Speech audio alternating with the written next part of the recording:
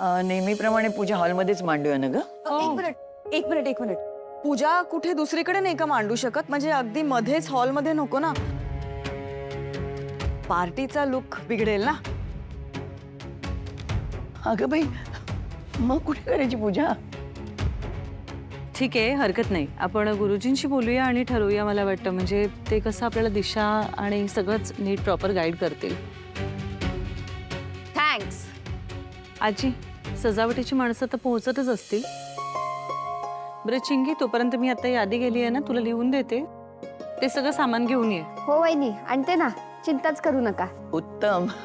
मग मी आता ना गुरुजींना फोन करून मुहूर्त काढून घेते. आणि जे काही ठरेल ते मलाही सांगा. मला त्या केटरर्सना पण सांगायचंय. मला अजून ना एक चांगलं सॅलॉन पण शोधायचंय. हे स्वानंदी, तुला माहित असेल ना, एक चांगलं सॅलॉन आणि एक मस्त बुटीक? सॉरी, नाही. नाही, तू जातच नाहीस का सॅलॉन मध्ये? ओ गॉड, कठीण आहे बाबा माझ्या सॅमचं. मम्मा, ह्या दोघींची डोकी तर अगदी विरुद्ध दिशेला चालतात. चांगलं आहे ना, मग चालू दे, अजून विरुद्ध दिशेला चालू देत. त्यामुळे दोघींमधला ताण वाढेल. Excuse me madam, party decoration साठी आलोय. हा, या आत या.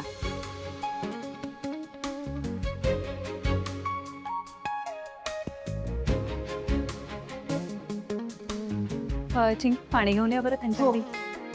नमस्कार. नमस्कार. हे बघा, पार्टीचं लाइटिंग करायचंच आहे, पण त्याच्या आधी आपल्याकडे पूजा सुद्धा होणार आहे. थोडं धार्मिक कार्य आहे, त्यामुळे ना आपण त्या पद्धतीने विचार करून सगळी सजावट करूया. फुलं माळा सगळीकडे आणि वातावरण असं छान शांत धार्मिक वाटलं पाहिजे. नो, किमया, काय झालं काय? अगं काकू, बघ ना, तुझी सून काय वाटेल ते बोलतेय. काय प्रॉब्लेम झाला? अगं तोच प्रॉब्लेम आहे ना. पार्टीमध्ये झेंडूची फुलं कोण लावतं? हा, प्लीज नाही. हा, हो, पण आपण बोललो ना, पार्टीच्या आधी पूजा असणार आहे. सो माझं एवढंच म्हणणं आहे की थोडा बॅलन्स साधलेला असू दे. अगं पण पूजा अगदी थोड्या वेळ होणार आहे ना, बाकीच्या वेळेस पार्टीच आहे. पार्टी कशी अशी एकदम मस्त फन डिस्को पार्टी झाली पाहिजे, हो की नाही? हो ना काकू? मी काय म्हणते, डेकोरेशनचं तू माझ्यावर सोड. I will handle it. Okay,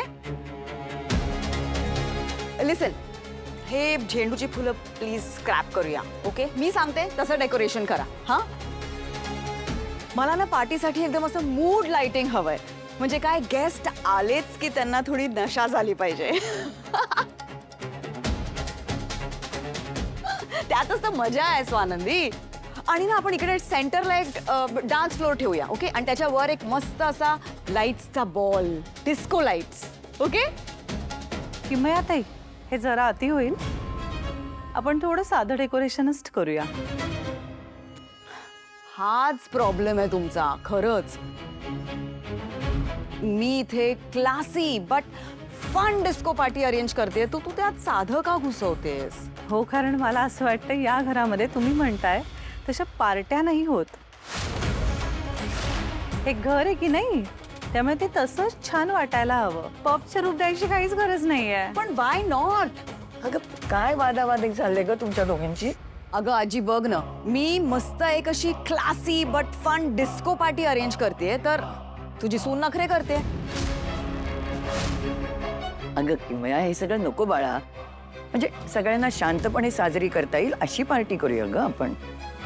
अगं ते मंद संगीत असू दे, म्हणजे त्या डिस्को विस्कोनी तर जरा डोकं उठतच बाई. अगदी, म्हणजे एकीच्या मनासारखं केलं तर दुसरीचं मन दुखणार. ठीक आहे, तुम्ही सगळे जर तिची बाजू घेणार असाल तर करा. आता तुम्हाला काय करायचंय ते करा. I give up. हो, तुम्ही रुसू नका. पार्टी साधी असली तरी मजा करू आपण. मज्जा तर मी करणारच स्वानंदी. मी आल्यावर माझ्या अपिअरन्सनीच क्लास येईल. Okay toodles bye bye. तुम्ही लागा तयारीला.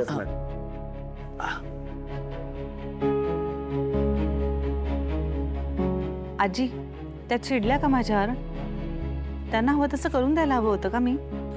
अगं नाही ग, एवढं काही मनाला नाही लावून घेणार ती. म्हणजे थोडा वेळ चिडेल, पण मग शांत झाली ना की येईल परत ती. हम्म.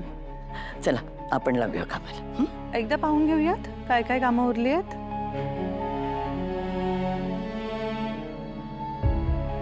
डेकोरेशन कसं असेल हे तर ठरलंय आपलं. गुरुजींशी बोलणं.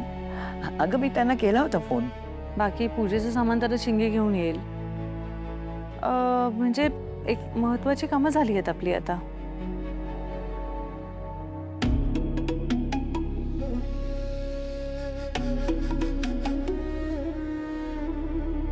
स्वानदी, काय झालं बाळा?